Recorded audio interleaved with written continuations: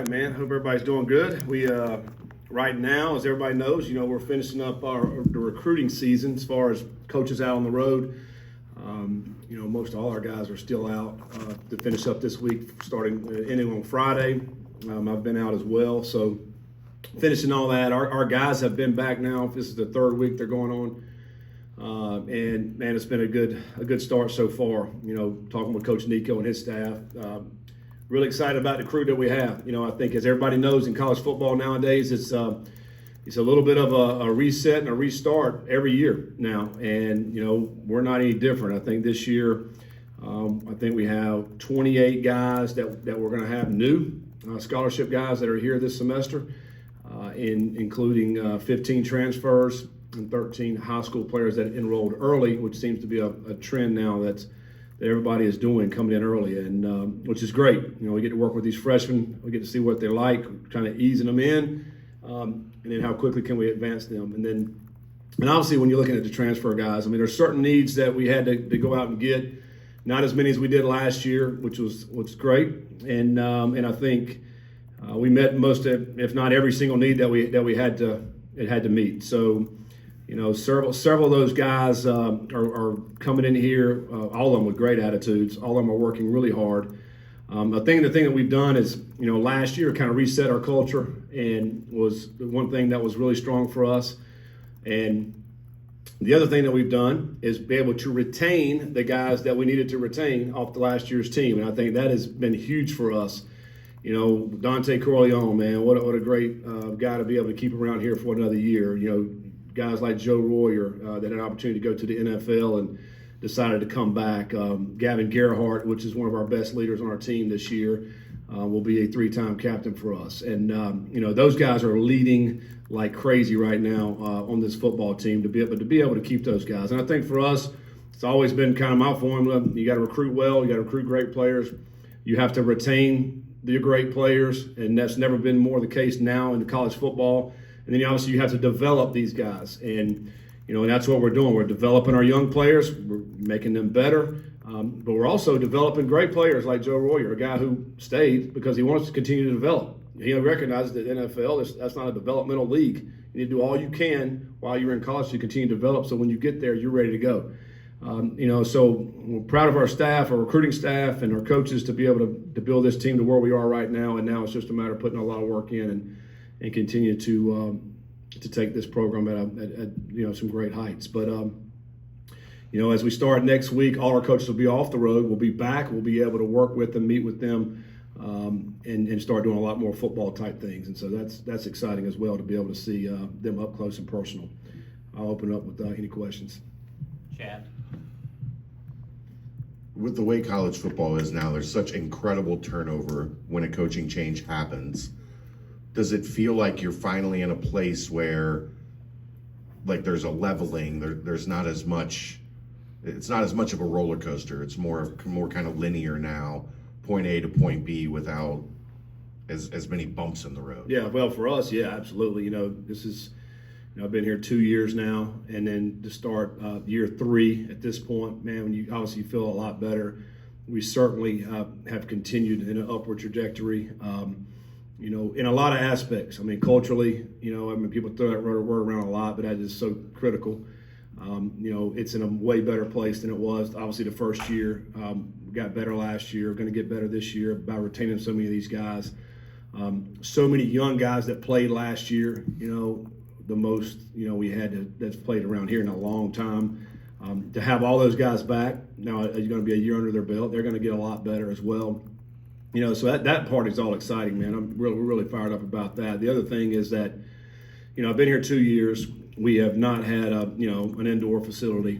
We haven't had any practice facilities. We've been using everything at Nippert and still having to go out and recruit these guys that are going out and when they're visiting, man. We're competing against all these other Power 4 schools. They have they have an indoor. They have the nice things, and yet we're still able to get these guys to come play for us. So this new center that we're getting ready to build, that's going to be ready here in a few months, is game changer for us. It's going to level the playing field. We're going to be able to be a much more connected football team day in and day out. And we've talked about that a ton, but that's so important to be able to have that connection. And so, Yeah, I mean we're obviously gaining it and still growing it to where we need to be extremely competitive in this Big 12. We know how it is. Every game's tough, and you have to do everything you can to figure out a way to give yourself an edge when you're going to play these games. You've got a lot of new guys to talk about, but is there any one guy like last year was Gold Day? It's like, wow, how did we sneak this guy in? Is there anyone or several couple guys that are similar in that category? I hope all of them. I mean, quite honestly, Gold Day is an awesome player and a great human being. I think you mentioned Gold Day just because he was at a smaller school, and didn't have a ton of notoriety coming in. A guy that just right off the bat is Jeff Caldwell from Lindenwood. I don't even know if I've really ever heard of Lindenwood, quite honestly. But when we watched him play, I was like, man, he's got some talent and got tremendous amount of length. So a guy like Jeff Caldwell could be a Goldie type player for us this year. And we've only been here for a couple of weeks now, but I mean he's a guy that is 6'5", extremely long arms, has really good hands, but also very athletic. I mean he broad jumped over 11 feet this week. And I think that's the top on the team. Anything over 10 is outstanding. He's at 11. So he's got extreme vertical in 2 steps. He's eating up 10 yards. I mean, so he's a different kind of player. And, the other thing with him is, being at Lindenwood, I mean, not really a knock on him, but coming in here with Coach Nico and his staff for the next 6 to 7 months and being able to put some great strength on his body to be able to get stronger when you're playing out here with the kind of guys we're going to play against. So I think he'll certainly be a guy that will I think turn some heads, coming from a small school. But we're excited about all these guys. I mean, for sure, Tyree Walker's a guy who's very productive. He's played at Nippert. He was at Oklahoma, and came out here and played that day and then went to Wisconsin last year and was very productive there, close to 900 yards rushing in the Big Ten. So, ironically, he kind of really favors Corey Connor. I mean, quite honestly, when he came in on his visit, he was 221 pounds, at about 5'9". So, very similar to Corey. He wants to get down. He wants to play around 215. So I think he'll probably end up being maybe a little heavier than Corey. A great pass protector, but he can run. He runs hard. So I think he'll be very similar. With that, and so I'm excited about the running back room, getting Pryor back. I mean, who's one of the big play running backs throughout the country, and I think he could even have a more expanded role next year as well. Cyrus Allen's a guy. I mean, he can run. I mean, he can run. And so, he's a guy who was a La Tech, and he went to A&M last year, started for them, and I think he could have a breakout year for him as well. Caleb Goody, I mean, he was one of the fastest receivers last year in the country. I think he was 5th or 6th in the country, according to Catapult. Over 22 miles an hour, close to 23 miles an hour. We all know that we had to get faster out there at the wide receiver position. So now, with Caldwell, you got some size, but then with Caleb Goody and Cyrus Allen, you got some speed. And then Noah Jennings, I think, is just a very solid football player. He's a punt return guy. He's a guy that's very smart. And I think he'll be added to the mix, along with guys like Tony Johnson, who had 6 touchdown catches last year. So I feel like our receiver room, we really helped ourselves there with some speed there. And that's really what we want to go after. Kind of continuing with the wide receivers, how much did Brendan recruit those guys along with the coaching staff, and how much was it like, I think this kid could do a lot for the offense? Oh, Brendan if we didn't have Brendan, we'd probably not getting these guys. I mean, that's how important Brendan was in the recruitment of these wide receivers. I mean, I think as a wide receiver, you're not going to any school that you don't think can throw the football. And so he obviously has a ton of arm talent. And he recruited these guys from his day one. As soon as we could get a hold of them and get them in here, he was recruiting them, calling them, talking to them. Obviously, when they were here, hanging out with them the whole time. But again, we don't get them if we don't have Brendan's our quarterback and somebody that's fully invested in trying to get the best receivers we can possibly get.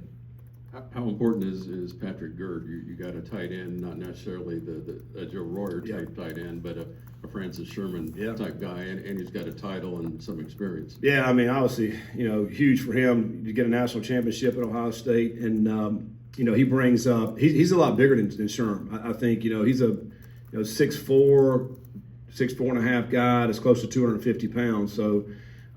He's also a big-time special teams player. He was on a lot of the teams there, special teams at Ohio State, and he'll just add that a guy on the edge of the offense that can provide some great blocking there. And he obviously there's a huge role for us on this team. It also enables Gavin and Zahersky and those guys to continue to develop and grow, because we think they're going to be outstanding tight ends as well. So we all know we like to use some of these tight ends, and and I think he's just going to be a great addition to our offense. And Joe Royer was huge in that recruitment, because obviously they played together, and and I think Joe obviously feels very comfortable here, and so just kind of tell him all about it. So we were able to get him to slide down here and hopefully help us go compete for a Big 12 championship. What do you want Sorsby to focus on this offseason, especially taking into account his play down the stretch this year? Yeah, I mean, he's got to be more consistent. We all know that. I do think we did play some better defenses during the last 5 games. With some more man-to-man stuff. We had struggles getting guys loose and free, and it obviously made Sorsby's job a little bit tougher. But I think more than anything, taking what they give us and not forcing it, man. The games where we got in trouble, we turned the ball over. We all know that, and we got to take care of the football. And but I do think another year in this offense, he'll be a lot more comfortable. But it's really just more consistency in his decision making. It's really what it comes down to. He's got the talent.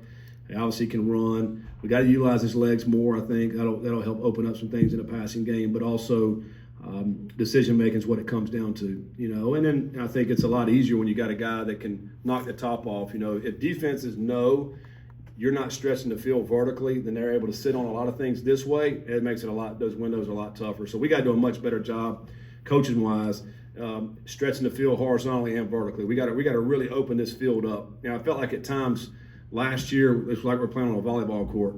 And we got to we're playing on a football field, so we got to use the field. We got to use everything from sideline to sideline, as well as pushing the ball down the field. That's going to help open things up, and also it's going to help open things up for guys that can run. So you think about Pryor. When he gets a little bit of space, he can go.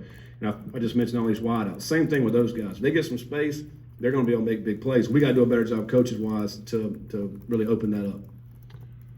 You lose your 2 outside safeties. It on paper, at least, looks like there's a bunch of numbers at the star.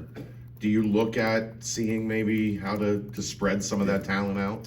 Absolutely, yeah. We gotta be able to do that, and try to figure out who the best guys for the best positions. We do play with the 3 safety system, but we got to be able to find spots for those guys. A guy like Stokes, who's a outstanding player. We got to find a spot for him. Sanks was a freshman last year, but did some great things. I think the star spot for him is really good. Quade Sabor is a guy who I think could be an outstanding football player for us. And we got to find a way to get him on the field. Like, he's one of the most explosive players. And he's like a heat-seeking missile. So finding a way to put him on the field. We brought Harrison in, who's a guy who started games at Tennessee. I feel like, he can certainly help us. We just got to find the best spot for him at one of those, safety positions. Xavier Williams, a guy who led Middle Tennessee in tackling after playing quarterback, and he's a 6'2.5", 215-pound big safety. Feel like he may be in that boundary safety role. But, I think the thing we got some guys that are talented, Taden Barnes, another outstanding player. So, who I think's got a nose for the ball. So where are they best fit? And I think that's what spring practice is going to be about. Where do we find these guys to play? And but a guy like Kai Stokes, maybe we may look at him at corner. I think he's a guy that's so athletic, got long arms. He's one of our fastest players on our team. Find a way to play him. All these guys that can play, we don't want them standing on the sideline. We want to be on that field. You speak about the defense, obviously, there with Christian Harrison. Matthew McDoom was another big transfer there. What do you see from him in this defense? And talk about that process of getting him here after Coastal Carolina. Just early on, and we've only been on the field just a couple of times so far. But I mean, I've heard from other players like, man, he can really go. And I think, guys know who can run and who can't. And I think when they're making those comments, he really glides across the field. He's an outstanding player, was a first-team All-Sun Belt player. He also is a return guy, which obviously we need to get better in that respect as well. So excited about what he's going to bring to the table. He's a confident player, but he's got extreme speed, and I think that's something that we have to have at the corner position, because that's going to enable you to do a little bit some different things. You're not all the time having to drop 8. I feel like you can play a little bit more man, where you can bring some more pressure, so we can get some guys, some linebackers in the backfield. Although, Bartlett did finish second in the league in sacks last year. I think, some people say, well, we're not getting pressure. Well, he did finish number 2 in the league in sacks. Well, so I do think we can bring pressure. And I think if you have some guys that cover a little bit better, where we feel like we can play a little bit more man, okay, now it frees up some guys to be able to bring some pressure and maybe try to force some more turnovers. And I think that's going to be an emphasis this offseason defensively is forcing turnovers. So, you lost a lot of experience on the offensive line. Just talk about the guys you brought in, like freshman class and in the transfer portal, and how you feel they'll fit. Yeah, I mean, first of all, man, I'm extremely proud of these those linemen, man. They're really making some noise right now in all-star games. They just got invited to the combine as well. So, John Williams is a guy that really wasn't on many NFL radars last season, the beginning of the season, but by the end of the season, he was on everybody's radar, and that's just to credit Coach Cardwell and Seth and those guys and John working extremely hard. So I'm proud of those guys to be able to get that are getting noticed. We brought in Tyron Tayo is another guy from Ball State. We feel like that'll come in and start at a guard position. He's a guy who's played a ton of football at Ball State. Is a big, wide shoulder, a big 320-pound guy. I think he's going to be a really good player for us on the inside. A guy that has kind of turned heads this last couple of weeks is Nolan. Big tackle, man. He's about 6'7". He can run. He can bend. Extremely smart. He's done some really nice things there. I think one position maybe if we at the end of the spring that we need to look at is maybe potential offensive tackle. We'll see how the spring goes. We got probably about 5 guys that are competing for that, and we've told all of them, man, let's go out and try to get that job. So we'll see where we're at with that. But I do think Buford's had a great offseason coming back. Obviously, I talked about Gavin. We'll see. Tangenol is another guy who's played a lot for us last year, and I think he'll take another step forward this year, and I think he'll be a starter for us as well. I mean, he's an outstanding player, very strong, one of our strongest players on our team at the point of attack. So I feel like we'll be in good shape there up front. I think for us this offseason is really just building out some depth. You brought up speed with a lot of the transfers that you've gotten. Was that something that you noticed towards the back end of the season last year, that there was a difference in speed between you and your opponents, and was a clear emphasis? Absolutely. Speed's the name of the game, and I think we've gotten faster. This will be our fastest team since I've been here, just overall, when you think about that, because it affects everything. It obviously affects offense and defense, but it affects special teams.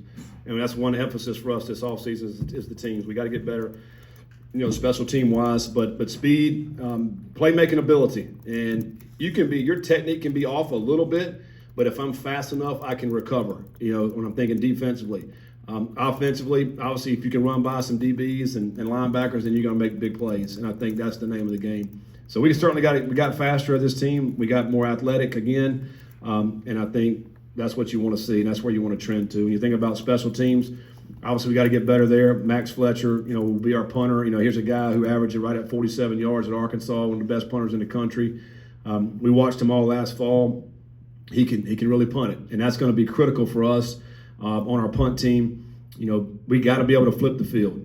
We did not win the hidden yardage. Hidden yardage is, when we calculate the special teams in the 4 core, we did not win that in the last half of the season. First half of the season, we were solid. Last half, we were not. That contributed to some of these losses, and we got to get better at the special teams aspect. But Max will be a guy that I think can do that for us. And then I mentioned several of these guys that are return guys, and that job's wide open in the punt return. That's got to be a huge emphasis there. Being able to get some yards, steal some yards in punt return as well. Speaking of special teams, do you have an update on who would be leading that group from a coaching perspective? Well, Tim Connor's still on our staff here, and Tim's been with me for the last 4 years, and I think his role this spring will be increased. But we're gonna utilize our whole coaching staff in special teams. In the past, we have not done as much of that. I want all eyes on it. I don't want a guy in practice to slip under the cracks because we didn't have eyes on, say the left side of a punt team. Like, we got to have everybody, all eyes on it, and not let anything slip under the crack. We got to put the best guys on the field. It's great to be able to rest some guys, but, on our punt team, we need the best 11. We need the best 11 guys we can put on the punt team. That's how important it's going to be this spring. And we're going to do all we can to emphasize our special teams and all hands on deck in the coaching staff. But Tim will kind of oversee that right this spring. We'll evaluate it at the end of the spring as we do everything offense and defense, because that is certainly an area for improvement. We got to get better there. Arizona State was picked for last, won the league, went to overtime in the playoffs. What does that say, if anything, about the Big 12? Yeah, I mean, it's very competitive, and everybody at least lost 2 games in the Big 12 last year, all the teams. So it's wide open, and I think so much of what happens in the fall is what's going on right now. I just mentioned we got 28 new players. But if you go look at every team in our conference, I promise you they're going to have close to that same number, if not more. And what is that chemistry going to look like? What kind of players did you bring in? What are you going to be doing to give your team an advantage? I mean, everybody does, winter workouts. Everybody does spring practice. But what can you do to set your team apart? Those are the things that we're looking at right now. And and I know for us, we gained on it last year. Certainly wasn't good enough, but we did gain on it. And we mentioned that we beat Arizona State, and a team that won the whole thing. So we're right there. We added some good pieces to the puzzle here. We just got to have a great offseason. And I said this the other day, is that if you as a player go through this winter and you don't get better, then you let us down. You let yourself down, and you let this team down. And that has been the emphasis for this whole winter, is every single player, no matter how good you were last year, that doesn't matter. You got to get better this year and this winter. And so that is what we're focusing on. Every single coach needs to get better. Every player's got to get better. And if you're not, you're let us down. And I think so far in these first 2.5 weeks, they've done that. They've worked hard. They've gotten better. We can track some things. As far as in the weight room goes, we got all these instruments and scientific studies and all this stuff that I didn't have when I played. We just went out and went hard. But we're actually tracking it, and we are way above where we were last year and the year before. So, tracking that stuff, we're in a good shape, but also, and it feels good. It feels different, and I think that's what you want. And now we'll see how much better we can get each and every day as we go through spring practice. But excited about this bunch that we got here. And I'm excited about the chip on everybody's shoulder right now. I mean, we're sitting here in January, but I mean, our guys have a chip on their shoulder to go out and play. We know we got Nebraska the first game on Thursday night. We're excited about that opportunity when we're sitting here in January. Have you ever coached someone with a parent who was an All-Pro in the NFL, like Christian Harrison? I don't think so.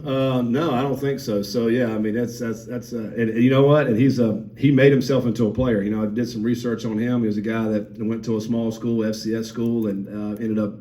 You talking about a guy with a chip on his shoulder. He played that way too. And I think Christian's got a lot of same attributes. He's a kind of a quiet player, works hard, played in big time games before. He's going to bring that confidence and.